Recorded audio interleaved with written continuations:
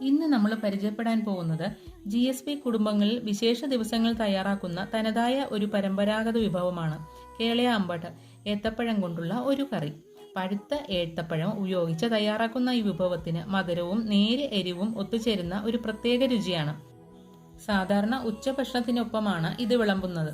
ഇനി കേളയ അമ്പട്ട് എങ്ങനെയാണ് തയ്യാറാക്കുന്നതെന്ന് നോക്കാം.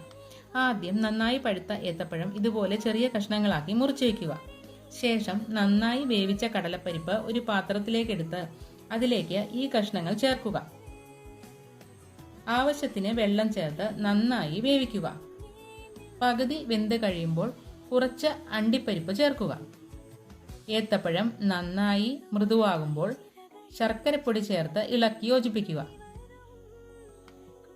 ഇനി 1 കപ്പ് തേങ്ങാപ്പീര, 1 വറ്റൽമുളക്, 1 നുള്ളു മഞ്ഞൾപ്പൊടി എന്നിവ ചേർത്ത് തരിതരിപ്പായി അരച്ചെടുക്കുക. ഈ അരപ്പ് കറിയിലേക്ക് ചേർത്ത് നന്നായി ഇളക്കുക. തിളച്ചു വരുമ്പോൾ 1 നുള്ള് ഉപ്പ് ചേർക്കുക. ഇത് കറിയുടെ മധുരവും മറ്റു രുചികളും ബാലൻസ് ചെയ്യാൻ സഹായിക്കും. അവസാനമായി വെളിച്ചെണ്ണയിൽ കടുക്, ജീരകം, 1 വറ്റൽമുളക്, കുറച്ച് കറിവേപ്പില എന്നിവ താളിച്ച് കറിയിലേക്ക് ചേർക്കുക. തീർച്ചയായും നിങ്ങൾ ഇത് ഒരിക്കൽ തയ്യാറാക്കി നോക്കൂ. രുചി ഇഷ്ടമായാൽ വീഡിയോയ്ക്ക് ഒരു ലൈക്കും ഷെയറും ചെയ്യാൻ മറക്കല്ലേ.